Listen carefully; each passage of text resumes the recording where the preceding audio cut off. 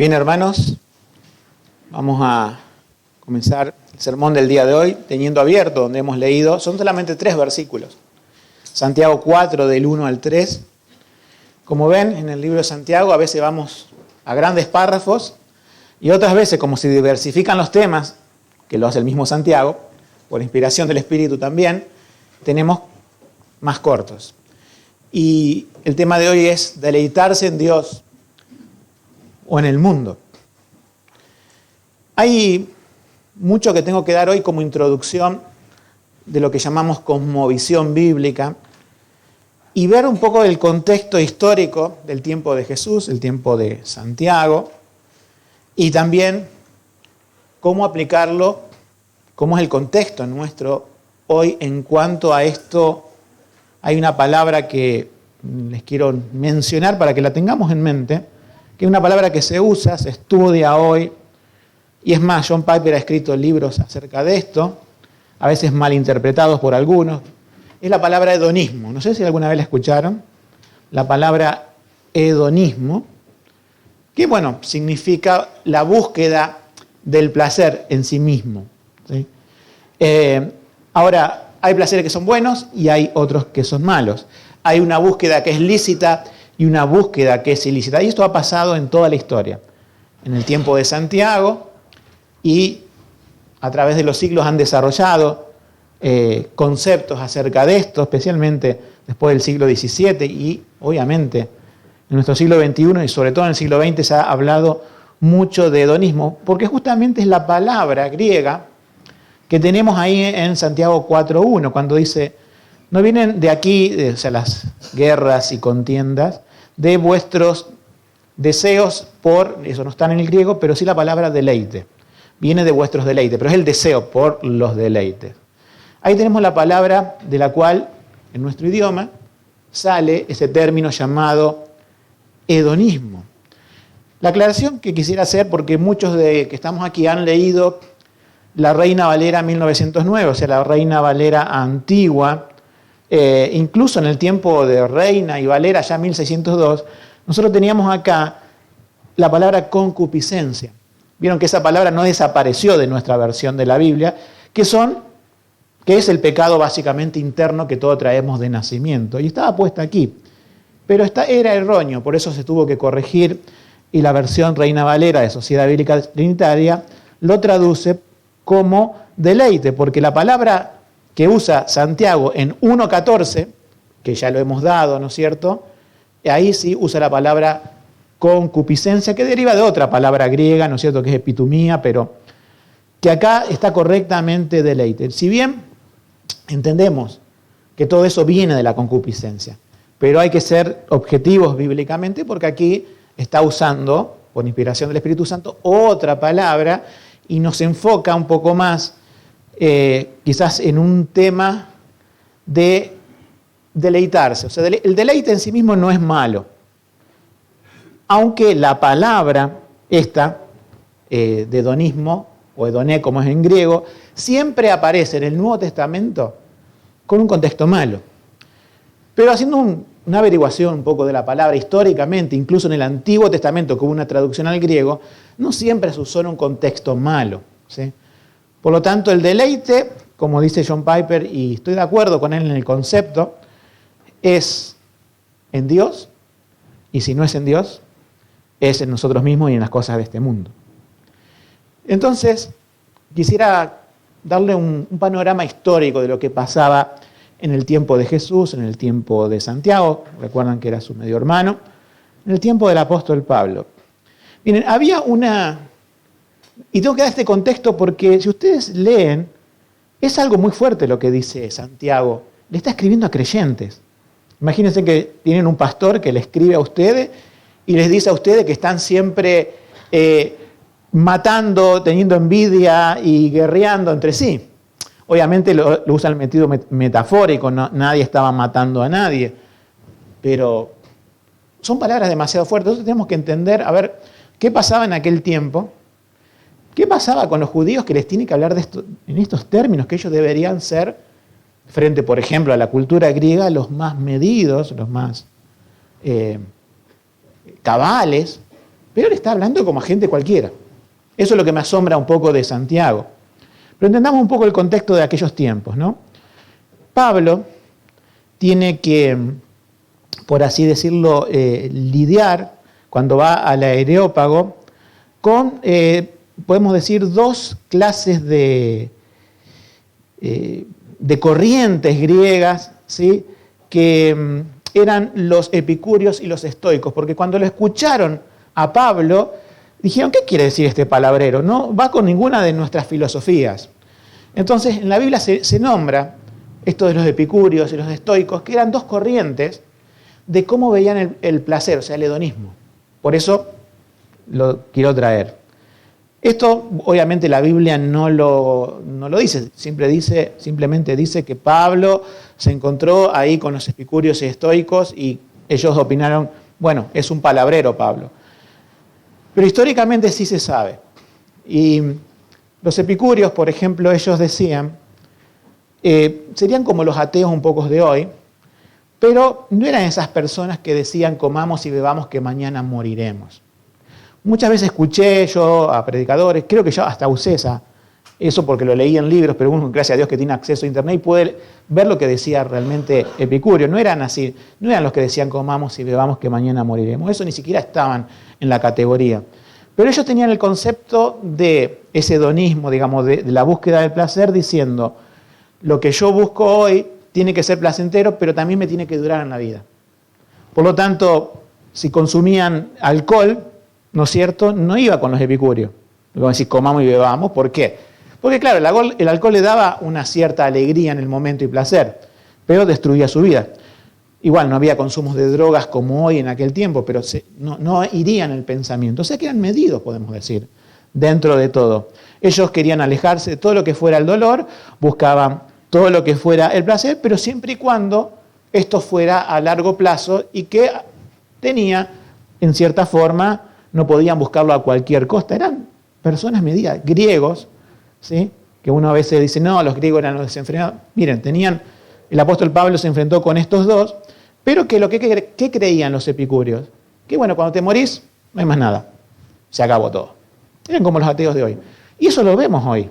Gente que a lo mejor cierta forma moralmente correcta no es que van a buscar, digamos, a costa de otros su beneficio. Y después te daban los estoicos. Y los estoicos eran, podemos decir, más nobles, se parecían en cierta forma a los cristianos. Porque ellos decían, no importa si tenemos ropa, comida y todas las cosas que necesitamos o no la tenemos. La cuestión es que tenemos que ver algo más allá, una virtud en las cosas, y eran personas que podían sacrificarse más, obviamente, que los epicúreos. Creían en un Dios, pero no en un Dios de la Biblia. Creían en ese logos que el apóstol Juan habla en el capítulo 1, en el principio dice era el logos, era el verbo era con Dios, para mostrarle que ese Dios impersonal que ellos buscaban era un Dios personal. Y su manifestación más clara era Jesucristo viniendo a este mundo. O sea, no eran ateos, pero tampoco identificaban a un Dios. Entonces decía, ¿cuál es la virtud de todo esto? Bueno, ellos tenían un pensamiento así.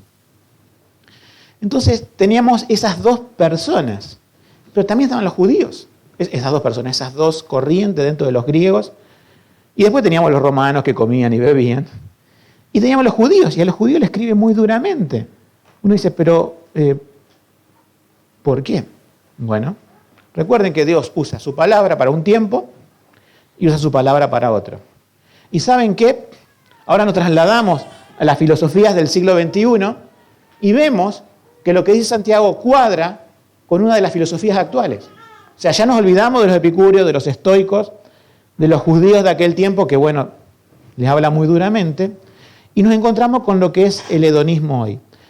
Y yo lo que veo, y esto lo puedo ver, y ustedes lo pueden ver en la vida diaria, hay dos clases de hedonismo.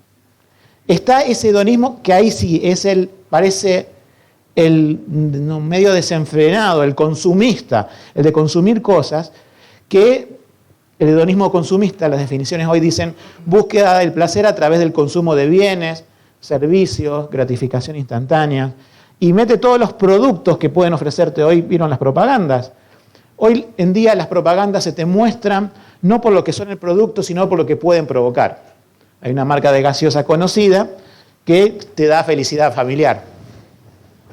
Y es agua carbonatada y con alta glucosa y dañina para la salud. Pero fíjense que lo que te muestra no es el producto, es lo que parece que te puede dar el producto. El consumismo actual se mueve así. Te ofrece gratificación instantánea. Las redes sociales, dicen la gente que estudia esto, cuando van buscando likes y me gusta y aprobaciones y corazoncitos, están buscando una gratificación, ¿sí? Y es un producto de consumo en las redes sociales. A ver, ¿quién me puso like a lo que dijo? Ay, nadie lo puso, pasé un mal día. Uy, tuve muchos likes, pasé un buen día. Qué tontería, ¿verdad? Capaz que las personas ni siquiera vieron lo que pusiste. Pero la gente está hoy atada al consumo de cosas y compra cosas que no necesita.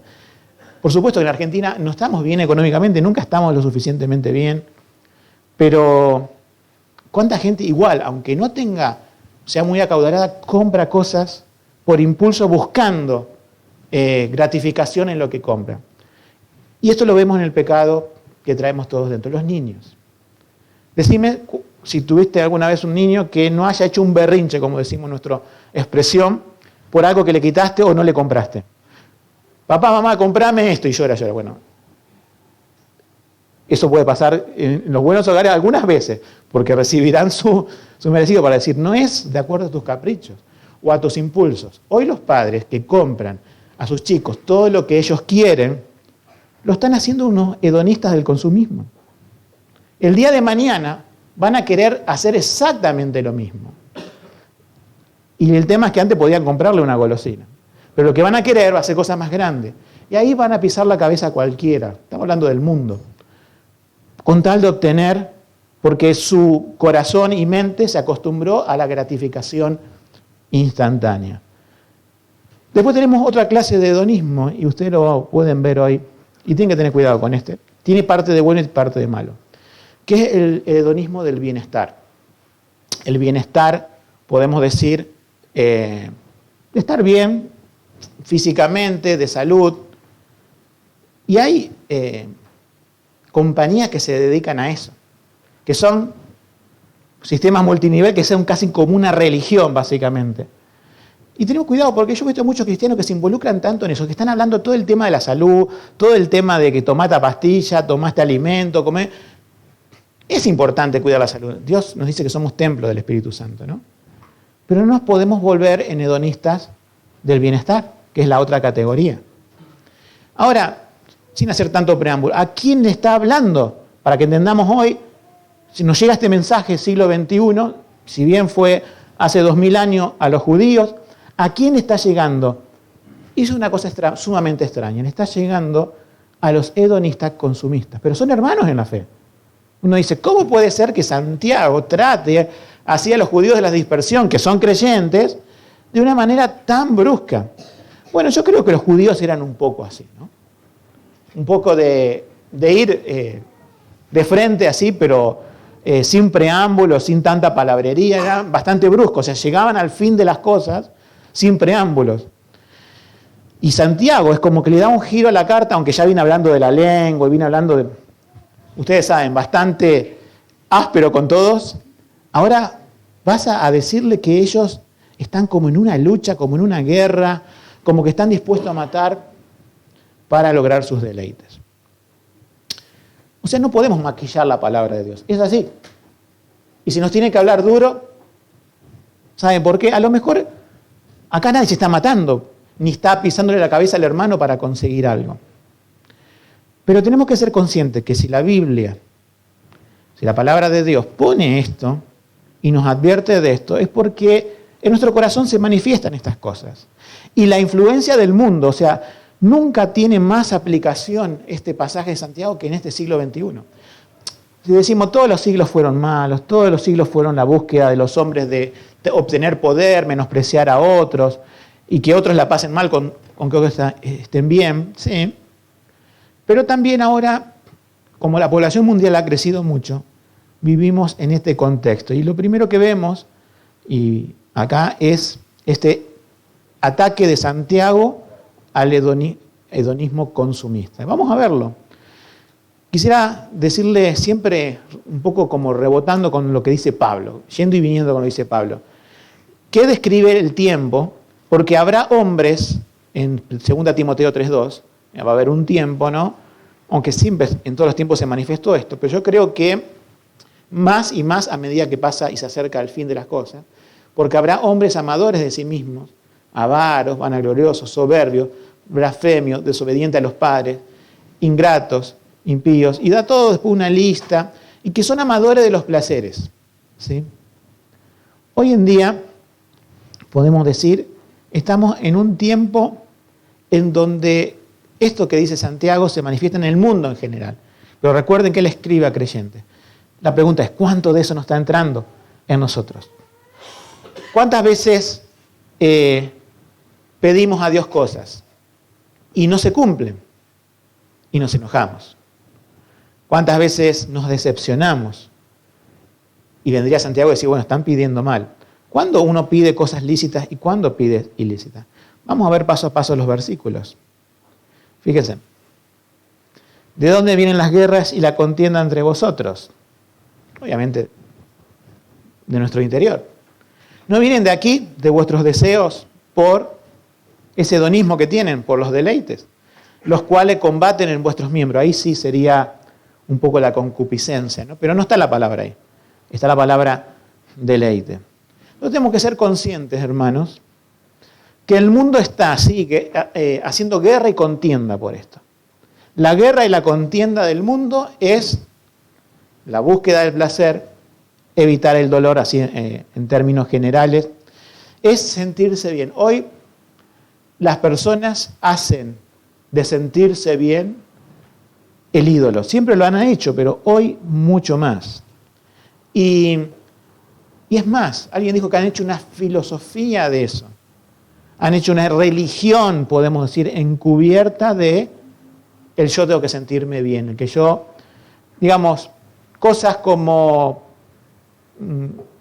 vestirse, como comer, como tomarse unas vacaciones, como vivir en un buen lugar, como comprar un vehículo, todo ese consumismo y muchas cosas más, desde electrodomésticos, desde cosas medicinales, todo lo que es la moda, toda una serie de cosas, el mundo cada vez más va adorando a ese Dios del sí mismos, que es el hedonismo.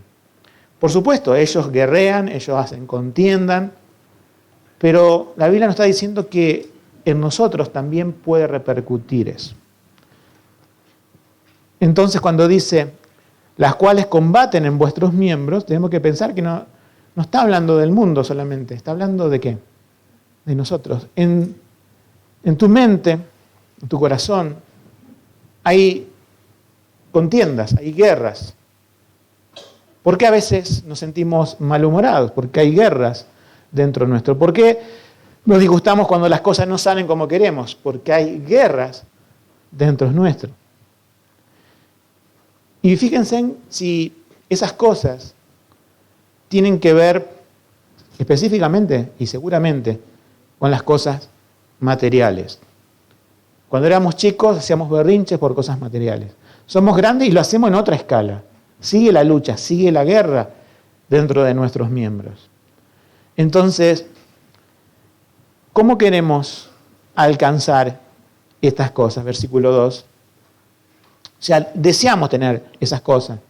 Codiciáis. Algunas cosas son lícitas. Yo quisiera tener la salud de tal persona. No tengo esa salud. ¿Sí? Quisiera tener la posición económica de tal persona. No la tengo. Entonces empiezan las comparaciones, que es la codicia.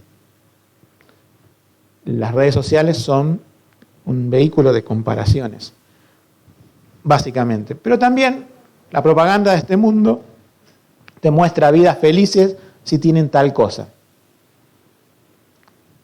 Piensen en cuando eran niños. Estuvieron a lo mejor llorando por meses por un juguete. Y lo tuvieron.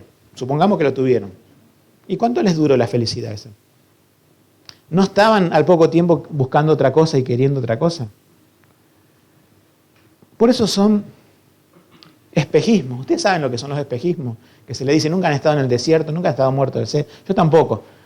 Pero lo que sé, lo que un espejismo es que vos estás muerto de sed, estás con mucho calor, no, ahí hace frío, ¿no?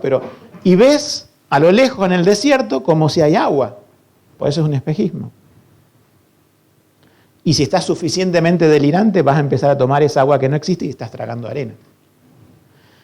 Pero es más o menos como el mundo te plantea las cuestiones. Son espejismos. No hay agua allí. No hay algo refrescante para el alma. No hay algo refrescante para el ser. Es arena caliente. Es un espejismo, no existe. No hay un oasis allí. Las propagandas de este mundo, la publicidad de este mundo, el medio de vida de este mundo, te muestra a cada segundo ese espejismo.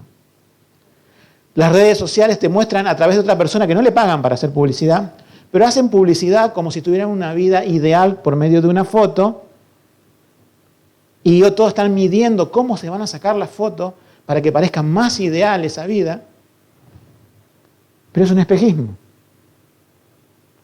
Aquellos que viven una vida de comunión con Dios, un hogar feliz, no necesitan tanta publicidad. ¿Se entiende? Las personas que necesitan mucha publicidad es porque están vacíos por dentro. Entonces tratan de llenar, mostrando al mundo algo que no son, por medio de las redes sociales. Cada vez el tema que pienso en las redes sociales es el medio, hermano, para publicar el Evangelio y no otra cosa. No es para ponernos como puntos de comparación, no es para... Está bien, a veces uno se saca una foto a lo mejor en un lugar después de vacaciones, pero hasta ahí nomás. Yo creo que a veces hoy se está exagerando tanto y estamos en este juego. Provoca la codicia. Aún un libro de Proverbios dice que toda obra que uno hace, así como si fuera un artista podría hacer algo, o un ingeniero una maquinaria, es para el celo de otro muchas veces. Y estamos en esto de la codicia. ¿Y qué comenzamos a hacer? Como dice el versículo. Codiciáis, pero no tenéis. No se alcanza eso. Y acá digo, bueno, lo duro que es Santiago. Matáis. Pero nunca maté a nadie, digo. Sabemos cómo son las metáforas de los judíos, un poco que son hipérboles, son muy exagerados en su forma de decir. No lo está matando físicamente. Pero es como que para lograr lo que querés, es como que tenés que matar a otro.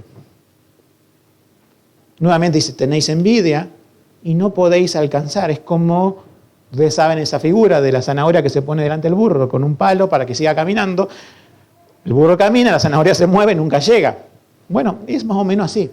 Codiciáis y no tenéis, matáis y tenéis envidia y no podéis alcanzar. Y Santiago, como siempre, sigue pisando ese acelerador en todas las cosas que dice. Y dice, contendéis y guerreáis. Es una batalla. Pero también va haciendo énfasis. Y no tenéis lo que deseáis. O sea, es la búsqueda continua del hedonismo, o sea, la felicidad en cosas que no te dan la felicidad, o que en el caso de tenerla, ¿sí?, tampoco te sacian el alma.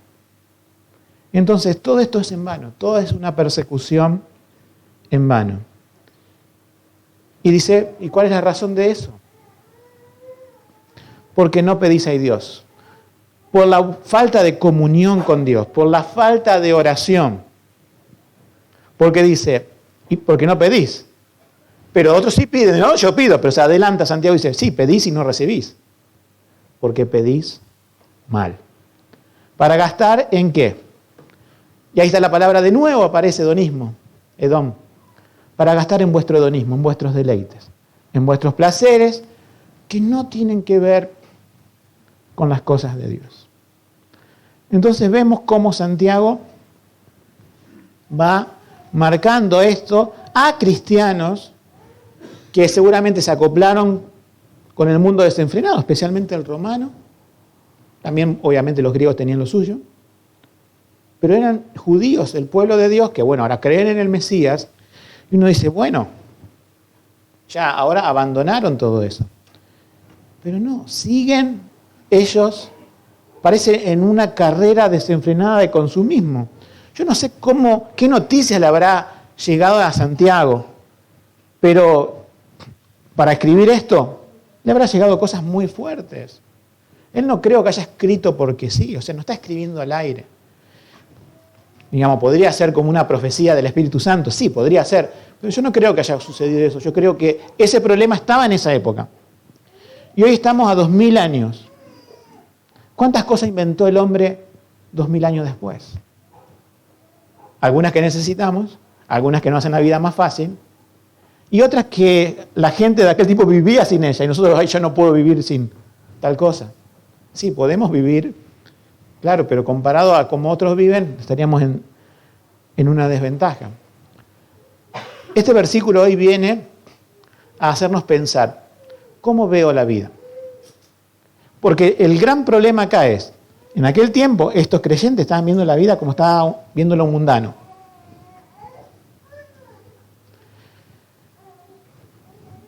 Sé que Cristo me salvó, sé de teología, pero la pregunta es en esta mañana, ¿cuál es mi cosmovisión de la vida? De los bienes materiales, de los servicios, del tiempo de ocio, de la ropa, de la comida, de las vacaciones, o si no puedo salir, del trabajo. ¿Cuál es mi cosmovisión? O sea, ¿por qué vivo? ¿Qué es lo que toma control de mi corazón, de mis emociones, de mis alegrías o tristezas? Yo creo que la iglesia, en términos generales, así históricamente, ha ido a los extremos. Y yo les digo, hermanos, Santiago acá nos advierte a todos, pero tengamos cuidado de no ir a los extremos. Podemos decir, esta es una fuerte advertencia contra los consumistas de la época. Le llega como segunda ola a los epicúreos, que eran un poco así, pero no tan así. Pero alguno podría decir, bueno, como los estoicos. Son personas que dan su vida por un ideal. ¿Cuántos próceres murieron en América Latina? ¿Cuántos dieron su vida por tal cuestión política? Y no por Cristo, no por Dios. Eran personas con la filosofía estoica. Buscaban ese bien mayor. Pero murieron. Y posiblemente, la mayoría de ellos que no creían en Cristo fueron al infierno. Uno dice, entonces, ¿de qué sirvió? Ellos no saben hoy que hay un monumento erigido en la mitad de la plaza a nombre de ellos. Con esto le digo que mucho del cristianismo quiso ser estoico, en el sentido de que vio que la vida no tenía ningún placer y realmente amargaron sus iglesias, amargaron su generación, amargaron a sus pueblos. Hay un puritanismo que es bueno, estamos hablando del siglo XVII, hay un puritanismo que es bíblico y que los moderados tenían un buen equilibrio de la vida. Y hay otros que se fueron al extremo, que se hicieron estoicos, cristianos pero estoicos, y eso también está mal. Donde todo parece que si le quitas alegría a la iglesia, alegría a la congregación, son más espirituales. Una cosa es también estar aquí en el púlpito haciendo chistes y bromas y un montón de cosas, eso está mal, pero otra cosa es también tener una falta de empatía, una falta de sensibilidad y una falta de humanidad como para decir un estoico. Este mal lo he visto en nuestra época, en iglesias anteriores, en donde muchas de las conductas, en vez de ser libertinaje contra lo que se escribe Santiago, iban al otro extremo de que no podían disfrutar nada. Entonces vamos a un segundo punto para recordar que la Biblia sí nos permite disfrutar cosas. En este primer punto hemos visto cómo Santiago ataca contra el materialismo de su época y que nos repercute obviamente a nosotros. En este segundo punto vamos a ver qué cosas lícitas hay y en el tercer punto vamos a ver que el bien supremo del deleite es Dios. En este segundo punto no quería pasar antes de leer Isaías 55:2. Con esta pregunta cerramos el primer punto. ¿Por qué gastáis el dinero en lo que no es pan? Y vuestro trabajo en lo que no sacia. Oídme atentamente y comed el bien, y se deleitará vuestra alma con grosura. Esta vez traemos la palabra de un profeta, pero todo en el mismo sentido y contexto. ¿Por qué gastás parte de tu vida cristiana en el hedonismo? Y no lo gastás en lo que realmente trae bien al alma, que son las cosas eternas. ¿Por qué pones tu mirada en las cosas de abajo y no en las de arriba, donde está Cristo sentado a la diestra de Dios? ¿Por qué haces tesoro en la tierra y no haces tesoros en los cielos, donde ni la polilla ni el orín corrompe, sino que son eternamente? Bueno, tanto el Antiguo Testamento como el Nuevo Testamento nos ayuda a decir, no gasten su vida, su tiempo en las cosas que perecen. Pongan la vista en las cosas eternas. Ahora, tampoco podemos vivir como los estoicos. No me interesa nada de lo que pase y todo es triste en la vida. No, miren, ahí elegí 3 versículos. Es un poco extraño el mensaje de hoy porque parece como un estudio bíblico, pero en realidad es una cosmovisión cristiana lo que nos da Santiago, y lo que tenemos que evitar son las cosas ilícitas, pero estas cosas son lícitas. Pero que si no damos esta parte del sermón, podemos caer en el error de muchos creyentes e iglesias que viven una vida amargada, que viven una vida que parece que ser más amargado es ser más espiritual. Y privarse de todo es ser más espiritual. Spurgeon decía de un obispo de la iglesia anglicana que, claro, Spurgeon no era una persona flaquita, ustedes saben, ¿no? Comía bien, aunque tenía problemas de salud, pobre. Pero claro, el obispo de ahí de la iglesia anglicana venía con la cara chupada, venía como una persona muy... Pero espiritualmente no decía nada, no predicaba el evangelio. Y decía Spurgeon, bueno, él parece una persona espiritual porque vive esa vida, no dijo de estoico, pero más o menos quiso decir eso, de sacrificio, pero que realmente no sirve. Hay cosas lícitas. Fíjense en lo que dice Eclesiastés 9:9. Goza de la vida con la mujer que amas. Habla otros versículos acerca de la familia. La familia es una fuente de gozo que el Señor ha dado. Cuando obviamente la familia sigue al Señor, hay gozo, hay paz. Obviamente cuando decimos aquellas familias que no tienen al Señor, que están guerreando y están, bueno, se cumple lo de Santiago, ¿no? Pero pasar tiempo en familia es algo que viene de la mano del Señor. Obviamente también, pensemos en la familia de la fe. Tenemos más que una familia de sangre. Pasar tiempo con los hermanos es parte del gozo que podemos decir es válido delante del Señor. En el mismo Eclesiastés, 2 versículos antes, nos habla de ve, come tu pan con gozo. No es más espiritual no le poner sal a la comida, ni usar ningún aderezo, ni usar pimienta, no sé lo que le ponen ustedes a las comidas. Pero no, vieron que hay muchas personas que se han recluido en monasterios y comían solamente un insípido puré de papa con algo así. Y eso no era más espiritual. Se habían olvidado de las cosas que Dios dice que sí pueden disfrutar. Yo nombro cosas, no muchas, no, son muy pocas, pero fíjense en la familia, la comida, cosas que ustedes pueden ver diariamente. Aún del trabajo, dice, no hay cosa mejor para el hombre, sino que coma y beba y que su alma se alegre de su trabajo. Que las cosas te vayan bien en el trabajo o en tu oficio. No tengo que...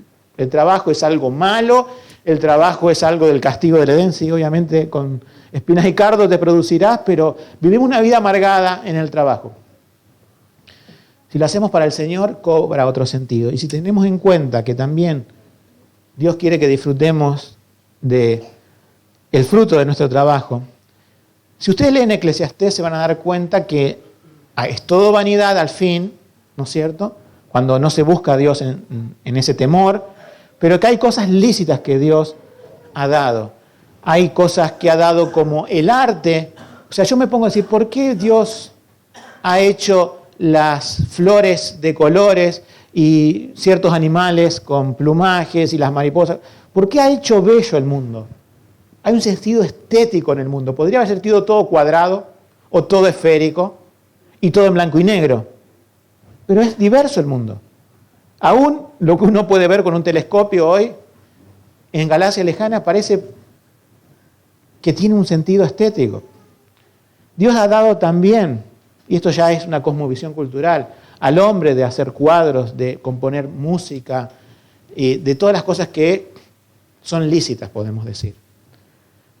Y vivir una vida blanco y negro no es más espiritual, ¿se entiende? Aprovechar también todas esas cosas, ¿sí? A mí soy alguien que le gusta el tema de la música, y uno encuentra deleite en eso, siempre y cuando sea en el Señor. Es algo también lícito, hay muchas cosas lícitas. Aquellos que también le gusta la pintura o cualquier otra cosa, así que sea lícita. Dios ha dado todo esto, aun cuando uno va y se emociona por un paisaje, o por ver la nieve, o por ver montañas, por ver el mar, o incluso si llevamos a nuestros hijos a ver algunos animales en algún zoológico, en alguna reserva, son cosas que son placeres que Dios ha dado porque ha hecho un mundo bello. Todo lo que creó fue bueno. Pero bueno, el pecado entró, corrompió muchas cosas, pero no nos olvidemos de este punto 2, que hay cosas lícitas en las cuales podemos gozarnos. Como dije en alguna otra oportunidad en un mensaje, algunos de los puritanos en aquel tiempo pensaban que solamente el sexo era para procrear hijos, y eso está mal, no era solamente para eso. Dentro del matrimonio era algo lícito y un goce, como dice Eclesiastés, valedero.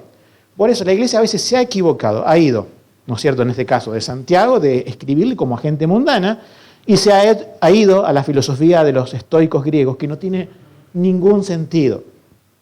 Personas que viven para trabajar, porque quieren estar todos seguros, y pase como que al final alguien le va a dar una corona al final de su vida por su buen desempeño. Y después, del otro lado, hay malos trabajadores, está hablando de cristianos, que hacen todo mal y no lo hacen para el Señor. Ninguna de las dos cosas está bien, hermanos. Nosotros tenemos que ser personas con una cosmovisión correcta, con una cosmovisión equilibrada. No somos consumistas, no somos hedonistas, no nos vamos detrás de todo para guerrear, para matar, podemos decir espiritualmente, con tal de obtener lo que queremos. No somos de eso, los que están persiguiendo siempre las cosas materiales. Tampoco somos de aquellos que no disfrutan la vida y son amargados y por eso son mal espirituales, que es el punto 2 que vimos ahora, porque la Biblia nos muestra que sí se puede uno deleitar en cosas que son lícitas. Y vamos al punto 3. El punto 3 es el más importante del mensaje, porque realmente es donde encuentra placer real. Y ahí, bueno, no lo quiero defender a John Piper, ustedes han leído cosas de él, ¿sí? Él se ha metido en algún que otro problema por esto del hedonismo cristiano. ¿Por qué se ha metido en problemas? No por su concepto. Yo no creo que esté errado en la forma en que cómo plantea las cosas, quizás por usar la palabra. Porque uno, claro, o muchos pastores conocen el griego, van acá a Santiago y ven que la palabra Edón es contexto malo. Y van a otras partes del Nuevo Testamento y ven que el contexto también es malo. Entonces dicen, no, John Piper está hablando, y él medio que se defiende del paganismo, ¿no? Y él dice, no, hay una búsqueda del placer y la felicidad que la Biblia nos enseña. Por supuesto que cada vez que quise buscar las citas que dijo John Piper, en ninguna palabra está la palabra Edón, o sea que los que lo critican tienen justa razón en eso, pero en su concepto está bien. En su concepto, saquemos la palabra por ahí, no sé, hedonismo, si quieren, la vamos a sacarla, y vamos a usar la palabra deleite en Dios. Matthew Henry escribió un libro, El deleite en Dios. Puritanos escribieron libros de deleitarse en Dios, y la Biblia nos habla de deleitarse en Dios. Entonces, en vez de caer en un juego de palabras, vamos al concepto, que es lo que estoy de acuerdo con John Piper. Él nos dice, y creo que me parece un fundamento principal de su ministerio, por lo cual, cuando uno lo lee, digo, John Piper puede ayudar en esto. A lo mejor en otras cosas no lo sigo, pero en esto sí me parece que fue un hombre, y es un hombre todavía utilizado por Dios en esto. Él plantea esto, Dios es un Dios feliz en sí mismo. Cuando estudiamos teología, una de las cosas que estudiamos es autosuficiencia de Dios. Es la aseidad de Dios. Es un Dios que no necesitó crear un mundo para ser feliz. ¿Por qué? Y decimos esto, porque es feliz en sí mismo.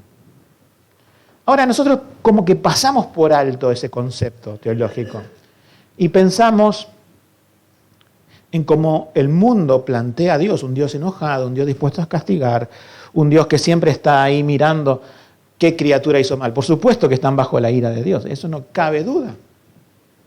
Pero ¿cómo es Dios en sí mismo? Es un Dios feliz. Eso nos recordaban muchos de los puritanos, pero también John Piper, porque parece como que el cristianismo había olvidado esto. Que un Dios feliz, si fuera, y él decía un hipotético, ¿no? Que no es así, si fuera un Dios infeliz, un Dios amargado, un Dios, ¿cómo podríamos ser felices nosotros?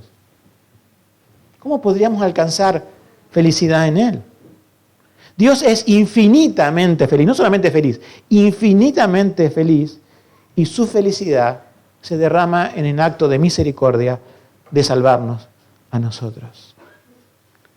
A veces nos olvidamos de esto.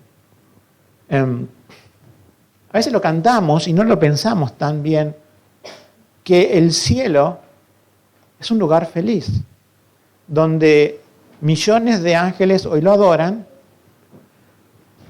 pero la humanidad redimida, y hoy estamos delante de la presencia del Señor, en Él, en Dios, tiene que ser una humanidad feliz. Y lo que adoramos hoy tiene que ser igual de feliz que el cielo, porque Dios es infinitamente feliz. No quiero desviarme del tema, pero a veces también muchas iglesias están buscando cierto tipo de música de hace 200 años atrás, la cual no tiene conexión con nosotros, ni los tonos, los músicos me entienden de lo que estoy hablando, y piensan haciendo son espirituales. Yo preferiría esto. No quiero desviar mucho, pero tomemos las letras de hace 400 años atrás, que son obras de arte. A lo mejor tengamos que hacerle algún arreglo de palabras que no se entiendan, como hay actualizaciones también de las versiones de la Biblia, y pongámosles una música que realmente conecte con nosotros. No digo una música mundana, no digo una música que nos invite a movernos, pero yo también he visto y he estado cansado de eso, de parte de la iglesia donde dice, cantamos tristes, somos más espirituales que ustedes. No. ¿Que nos hace falta alegría en el cantar? Creo que sí. Es una autocrítica que siempre me hago. ¿Qué es lo que impide que yo cante más feliz? ¿Qué es lo que impide que yo alabe más feliz? No quiere decir que busque un estereotipo de aplaudir, no quiere decir que busque un estereotipo de levantar las manos, y no estaría mal. Sino realmente cantar con gozo, como dice la Biblia, en vuestros corazones. Salmos, himnos, cánticos espirituales, pero recuerden como dice el pasaje de Colosenses, con gozo. Piper dirá con hedonismo cristiano, pero yo digo, con deleite en Dios, con gozo. Una de las cosas que yo me critico, y espero que se las paso a ustedes como congregación, es con cuánto gozo vengo a alabar al Señor, sobre todo el día domingo. Y me doy cuenta que a veces lo que impide el gozo, ¿qué es? El pecado y lo que pasé en la semana y dónde estuvo mi mente. Donde está vuestro tesoro, estará vuestro corazón. Si mi tesoro y mi corazón estuvieron en este mundo y en el consumismo de este mundo que combate Santiago, voy a venir el domingo y no va a ser Dios grande para mí. Voy a repetir las letras, pero no voy a pensar en la profundidad de las letras.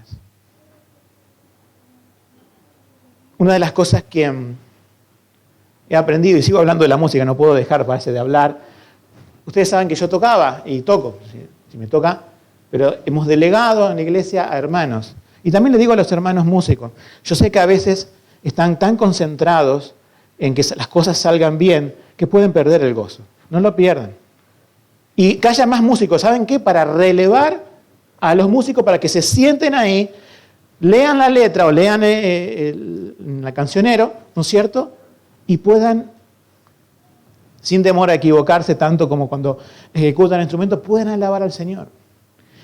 Yo que he tocado por mucho tiempo el piano, al estar allí, digo, este es el momento que tengo que pensar lo que canto. Hoy cuando estaba cantando decía, quiero cada palabra, cada frase, sentirla. Que el Espíritu Santo realmente me convenza de eso que estoy cantando. No importa la afinación, no importa si sale a veces bien, todo, no importa, no somos profesionales, también decía John Piper. Pero alabamos al Señor con corazón. ¿Por qué? Porque Dios es infinitamente feliz. Nos ha redimido, nos ha extendido su misericordia. Entonces, mi supremo deleite, ¿cuál es, hermanos? Es Dios. No lo tenían los epicúreos. Los estoicos lo tenían como una fuerza, así, tipo Guerra de las Galaxias. Nada que ver. Y después, el hedonismo desarrollado a través de los siglos y el concepto de hoy, nada llena el corazón. Nada satisface el corazón, sino solamente Dios. Este siervo John Piper creo que viene como un auxilio de Dios en el siglo XXI a recordarnos estas cosas.